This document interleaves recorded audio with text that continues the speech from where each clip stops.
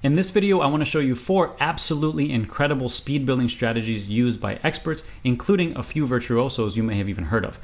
By the way, I also made another video on speed building strategies, which is part 1 of this 2-part series. So if you haven't seen that one, make sure to check it out. I will have it listed in the description below. Let's just jump right into the first strategy, which is an awesome strategy that was developed by expert violist and professor at the New England Conservatory of Music, Dr. Gebrian. Now, Dr. Gebrian wrote an amazing book, which I have, and it's absolutely my favorite book out there on practice strategies. It's Learn Faster, Perform Better, Musician's Guide to the Neuroscience of Practicing. And I consider this book to be mandatory reading for anyone interested in learning evidence-based tools to help you practice and perform better. So if you want to get this book, which you should, you can check out an affiliate link that I have to Amazon in the description below. Okay, so Gebrian's strategy is called Interleaved Clicking Up. And this strategy combines clicking up sections of a passage with a metronome while using interleaved practice as well, which is basically like practicing in sets, only we're practicing in sets with different tempos. It's a really fascinating idea. I'm going to describe it and demonstrate it here, but I'm also going to include links in the description below that will take you to Molly Gebrian's website and to her YouTube channel, where you can watch very detailed instructions and demonstrations on exactly how the strategy works. Here's a partial graphic up on the screen of how interleaved clicking up works. This is taken from Molly Gebrian's book with her permission. You can see a full description and the complete graphic in her book. So again, make sure to get your copy in the link and the affiliate link below in the description. We basically start by setting our metronome to a very slow tempo that allows us to play our first beat or the first measure of a phrase very comfortably and totally correctly. I'm going to set my metronome to 60 beats per minute, and I'm going to show you how this works using the C melodic minor scale, 1 beat at a time, playing 16th notes. And by the way, the strategy is not at all limited to scales. I do use a lot of speed building strategies for scales, but I also have used it for arpeggios, tremolos, alzapur, rascalo, pretty much everything. It works for every kind of passage, no matter what the technique is. In the first step of interleaved clicking up, you want to increase your metronome by 5 beats per minute at a time until you reach your goal tempo or your threshold tempo. And just to be clear, your threshold tempo is the fastest speed where you can play correctly and tension-free. And the tension-free part is extremely important. Please do not get used to playing with tension. You don't want to muscle through and force your fingers to play faster. That's going to lead to very, very serious injuries and setbacks. So here in the graphic, you can see that in step 1, I start at 60 beats per minute and I click up by 5s. Again, I'm doing this beat by beat. You can do this measure by measure if you like. I find measures generally too long, so when I'm working on increasing tempos, I like to just take it 1 beat at a time. Now, my scale, the C melodic minor, I'm playing at a 16th note, so I actually want to play 1 beat plus the first note of the next beat, and that really is tremendously important so that you can link each beat together. You don't have to go back and cover your transitions. You're just going to do that right away. So it would be 1, E, and 2, for example, right? So I'm going to do this, right? So this is just beat 1. I do that again. You can do this several times, by the way. I usually do this a few times. That worked pretty well. Let's click it up to 65. Fine. Okay, 70. Again, 1 E and 2, 75. Again. Typically, I like to do it twice. You can play with that and see how many times works for you. 80.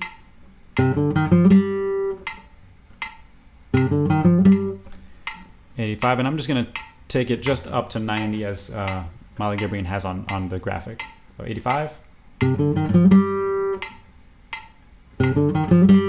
And then 90. Okay, great. So that was step 1. Now in step 2, I'm going to add my second beat. And this is where the interleaved component starts. So you can see in step 1, the way she's got it written out, is that you play the first 2 beats at 60 beats per minute. So it'd be 1 E and 2 E and 3, right? It ended on my 3 there at 60. And then the second increase of beats per minute to 65 is just the second beat. So you're toggling, interleaving beats 1 and 2, then beat 2. Beats 1 and 2, then beat 2, and so forth. And that's the general idea. So I'm going to start beats 1 and 2 at 60 beats per minute. So here we go. Okay, that's just beats 1 and 2. Now I'm going to go to just beat 2. So remember, I ended beat 1, 1E and a 2 right there, right? On 2. So I'm going to start there, right? So that's just beat 2. And I can repeat that. Right, now I'm going to go to 70 and play 1 and 2 again. 1E and a 2E and a 3, right, up to beat 3. Now I'm going to go back 75 just to beat 2. Right, just for time's sake, I'm just going to do this one at a time. 80 beats 1 and 2. 85 just beat 2. Again, I could do this twice or 2 or 3 times. I'm going to go to 90, 1 and 2. Right, maybe do that again.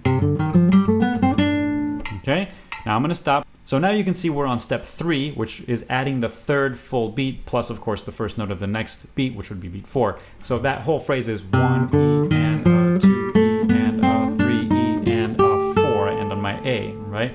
So in the first step, it's back to 60 beats per minute, where I play the whole thing.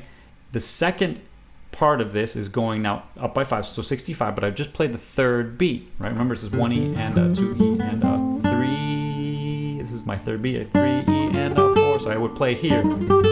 Okay, and then I had the third step up to 70, and then I play beats 2 and 3.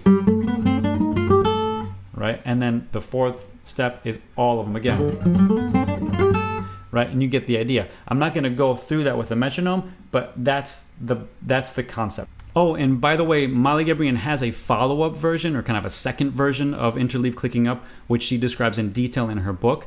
And that particular strategy, or that version, helps you get longer passages of music up to your goal tempo. So what we're doing now is kind of, I've showed you a very short scale, but if we're talking about maybe a couple of lines that need to be pretty fast, or 3 lines that need to be pretty fast, then the second variation is going to be a really, really big game changer for you. So again, make sure to check out her book so you can see how that works. The next 3 strategies I want to show you are just as awesome, and they're based on the idea of at-tempo practice. Now, what that means is practicing in either your goal tempo, so the final tempo of your piece, or around your mistake threshold tempo. And what I mean by around, in this particular case, for some of these strategies, that means that we can allow ourselves a little bit of wiggle room for error, not too much, but just a little bit. So that's where we want to get our passages mostly correct, like 90% correct, okay? And this is going to be acceptable because we're doing a faster, kind of more advanced speed building strategy here called at-tempo practice.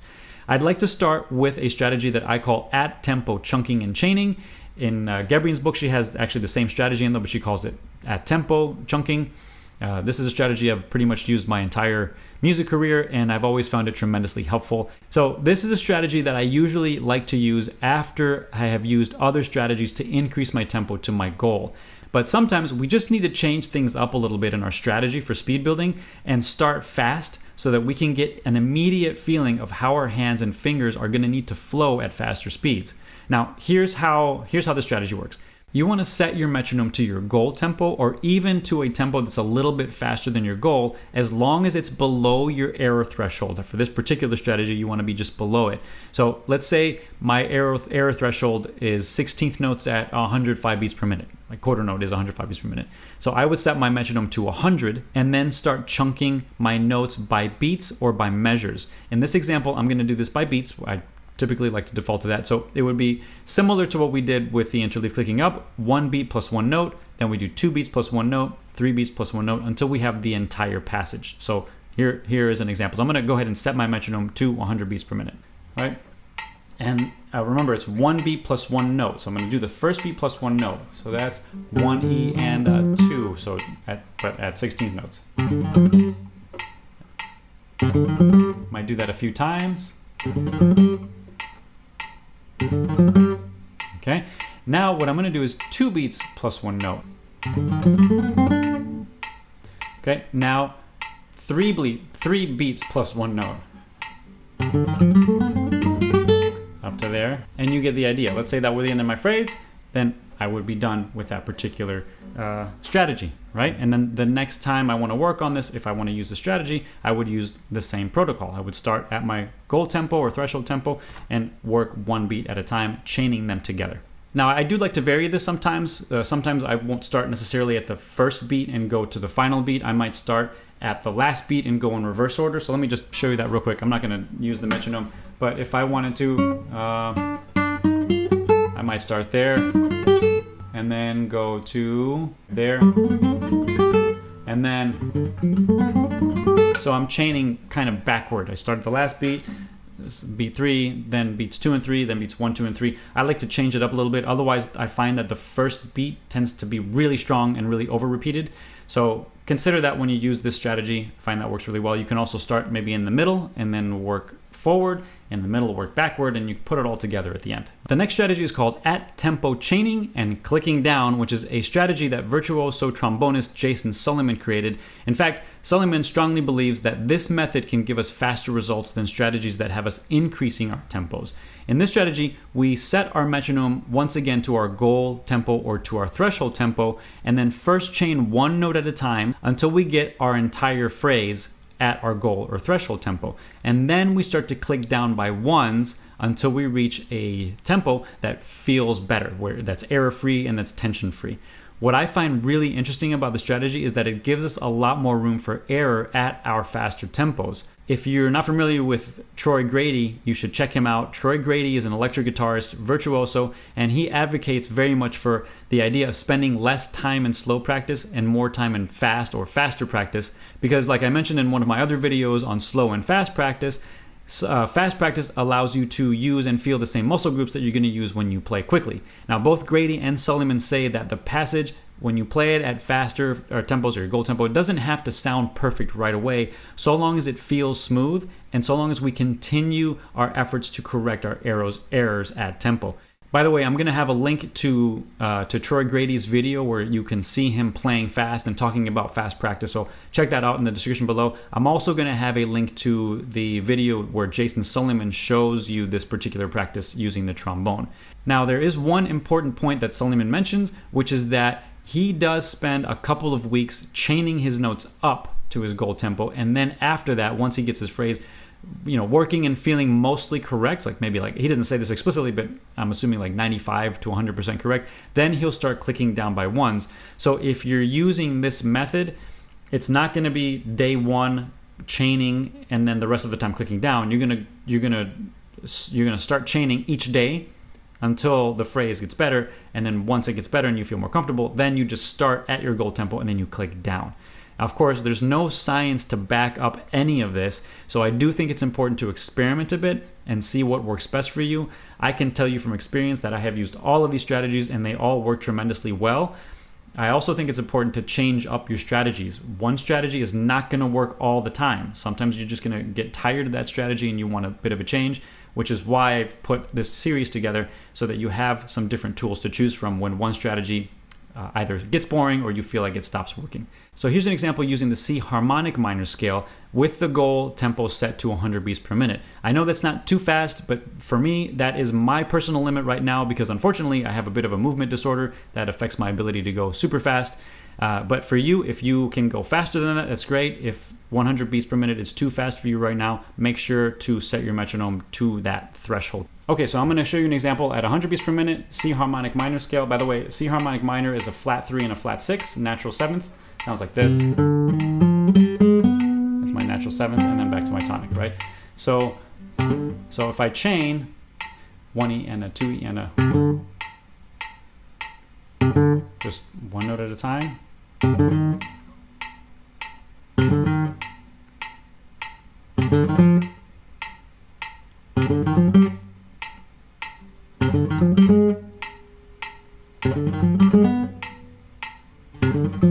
You can repeat any of these. If something doesn't feel quite right. That was too fast. So I've got to focus on relaxing.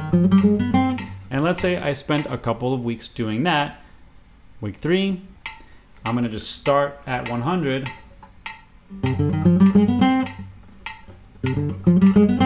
And then go to 99. If 100 didn't feel right. Still could be better. 98. Go to 97. 96. That feels a little better. Maybe 95. There we go. And I would play my final comfortable, correct, and tension-free tempo several times just to reinforce the correctness and reinforce that tempo. And that final tempo, that's my actual tempo. That's really where you are speed-wise. The next strategy is one of my absolute favorites. It's called note grouping, and this method is very similar to the rhythmic variation method that I mentioned in part 1 of this series, where you combine short notes and long notes to complete your phrase. The difference here is that the short notes are tremendously short. They're short. They're more like fast grace notes, like 16th note grace notes. I learned about this strategy through one of Nathan Cole's videos that he published, I think about 4 years ago or so on YouTube. And I do have a link to that video in the description below, so definitely make sure to check out Nathan Cole's video. He's got some wonderful information on his website as well. Now, this particular strategy is a little bit different from the others because it doesn't necessarily have to involve a metronome. In fact, I personally find that using the metronome isn't too helpful because all of my short notes are really more like grace notes, and my long notes can, for me at least, can be as long as I want so that I make sure that I'm relaxing during the long notes and I'm precise. Now, I do think of this strategy as more of an advanced strategy, and it's typically one that I personally like to use once again after having used the other strategies that I mentioned in this video and the ones in part 1. That, of course, that doesn't mean you cannot start with a strategy, but I personally have found that most beginner and intermediate students have a very hard time getting the short notes to sound as short as possible because obviously the mechanics are not totally developed yet. So please just assess your current level of expertise, keep it in mind when you're considering whether or not to use a strategy, and just adjust accordingly. The idea behind the strategy is to make your short notes so short that your finger movements, or if you're a percussionist, your arm movements are you think of them as one movement rather than as broken up movements that are put together. So, for example, let's say I'm playing that same C harmonic minor scale. I don't want to think of it be short, short, long. I don't want to think 1, 2, 1, 2. I want to think it's almost like my index and middle finger coming down together, but they're kind of slightly off center, like a flam. So it's almost if I wanted to play them together like that, but one of them is just a little bit delayed. So that's the idea of the short notes, right? Now in this strategy, you want to play your entire phrase first with 2 note groups. So that's 1 short note, 1 long group, 2 notes, and then you flip it, 1 long note, 1 short note. Now once you can go through your entire phrase with 2 note groups, then you do 3 note groups. So it would be short, short, long, and then long, short, short, and then you go to 4 note groups, short, short, short, long, long, short, short, short. You get the idea. What Nathan Cole says in his video, again, you'll see it in the description below, is that once you can play, I think, roughly about 4 or 5 note groups like that, a bunch of short notes and 1 long group, then you can usually play your entire passage at your tempo. What he also mentions, which I find fascinating, and I have not quite gotten to this point, but he also mentions that once you can play all of these note groups, the larger amount of short notes to the long notes, when you try to play your entire passage, you might feel like your fingers are too fast and you have to kind of dial it back a little bit, which I think is a good place to be in. So let me show you how that works again without a metronome. I'm going to go 2 note groups.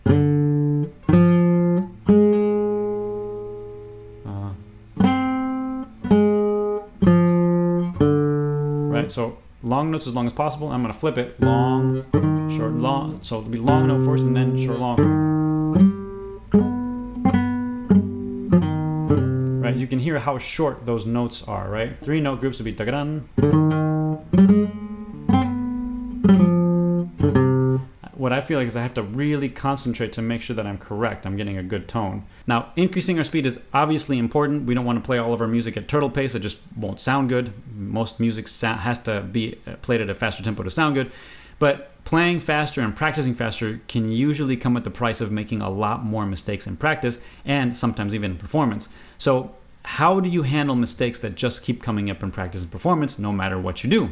Well, to find out, make sure to click on the next video on the screen where I break down one of the best error correction strategies in music that is also backed by science.